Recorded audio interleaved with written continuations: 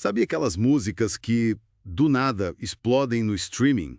Tipo, milhões de plays vão pro topo das paradas. Uhum. Agora imagina se essa fama toda fosse, fabricada. Pois é um pensamento meio doido, né? Totalmente. E hoje a gente vai fundo num caso exatamente assim. Uma investigação que parece até roteiro do filme, sabe? Sobre uma suposta fraude musical gigante usando inteligência artificial e bots. E não é pouca coisa, né? A gente tá falando de mais de 10 milhões de dólares em royalties que podem ter sido desviados. Exato. Nossa conversa aqui é baseada em reportagens bem detalhadas sobre a história de um tal Michael Smith e Jonathan Hay. Uma dupla interessante, pelo que parece. Sim.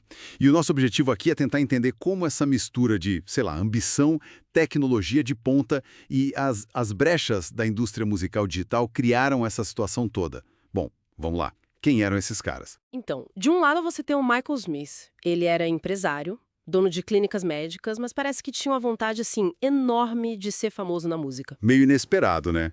O empresário da saúde querendo virar popstar. E o outro? O outro é Jonathan Hay, um publicitário musical já com uma certa fama no meio, conhecido por umas estratégias, digamos, não muito ortodoxas.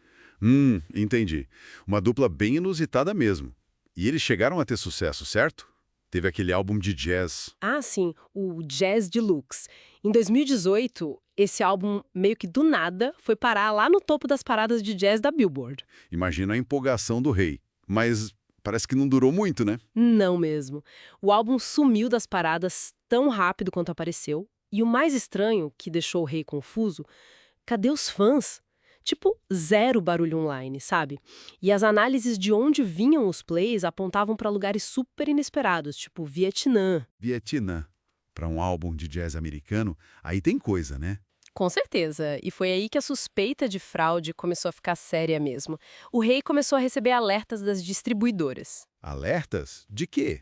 dizendo que as músicas estavam sendo sinalizadas por fraude de streaming, ou seja, por gerar plays falsos para inflar os números e, claro, os ganhos.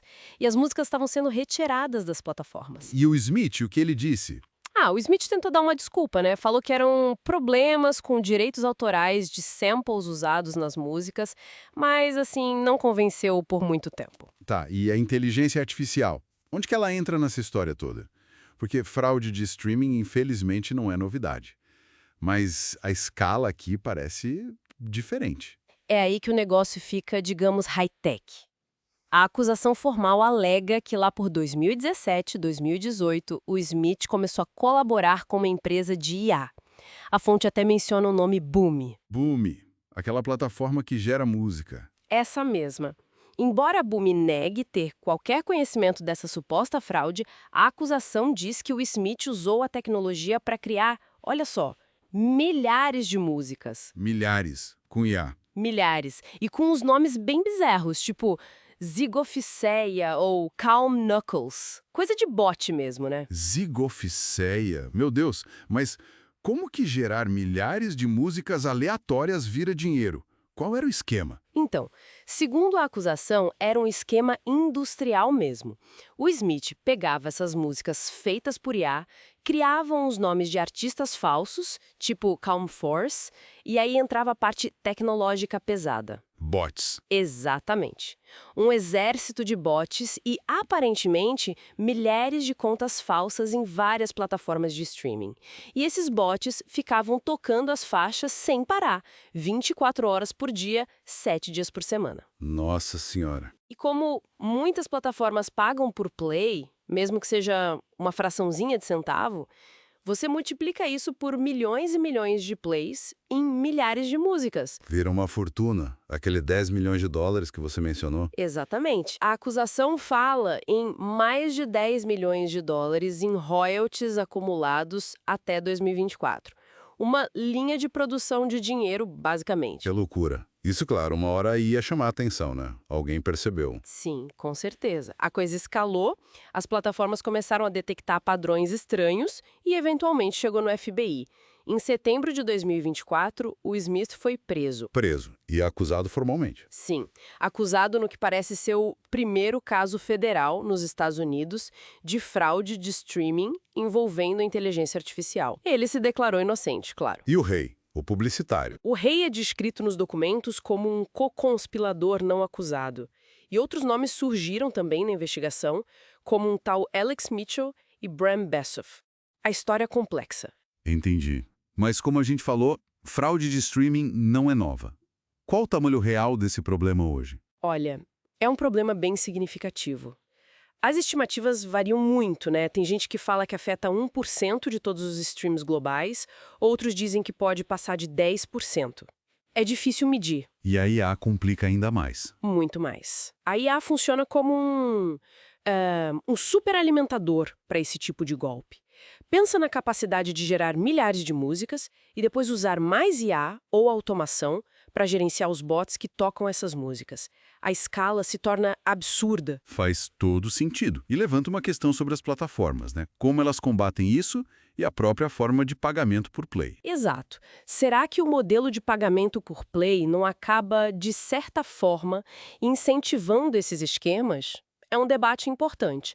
O Spotify, por exemplo, disse que detectou a atividade do Smith e conseguiu limitar os ganhos dele na plataforma deles a $60 mil. 60 mil. Bem menos que os 10 milhões, mas ainda é dinheiro. É curioso, porque eu ouvi falar que tem gente que não vê o Smith só como vilão nessa história. É verdade isso? Tem essa nuance. Algumas pessoas olham para ele e pensam, bom, ele só explorou as falhas de um sistema que já é meio explorador para muitos artistas, sabe? Quase como um Robin Hood moderno, mas do streaming. Um Robin Hood meio torto, talvez. Não é bem uma justificativa, né? Mas reflete uma certa insatisfação geral com a forma como o dinheiro é distribuído na música digital. Outros só veem ele como mais um oportunista mesmo, num ambiente que acaba sendo propício para golpes assim. Entendi. Então, para a gente amarrar aqui, temos a tecnologia de ponta, IA, bot, encontrando uma ambição, talvez desmedida, resultando numa suposta fraude de milhões que, no fim, expõe as fraturas da economia do streaming. O que fica disso tudo? Qual a grande lição? Olha, a relevância desse caso é gigante. Por ser talvez o primeiro grande caso de fraude com o IA a chegar na Justiça Federal Americana, ele realmente joga luz nessas vulnerabilidades do sistema que a gente falou. E levanta debates importantes, imagino. Com certeza. Vai muito além da fraude em si. Força a gente a pensar sobre o que é autenticidade na arte hoje, como que a gente detecta o que é real e o que é fabricado nesse cenário, e qual o futuro da própria criação musical quando algoritmos podem gerar tanto conteúdo e tanto dinheiro. É verdade. E fica uma reflexão final, né, deixando um pouco a questão legal de lado, qual é o impacto cultural disso tudo? Quando músicas feitas por máquinas, sem necessariamente uma conexão humana ou uma audiência real por trás daqueles números inflados, podem gerar fortunas. Como isso muda o valor que a gente dá para a música? E para o trabalho do artista na era digital? É algo para a gente pensar.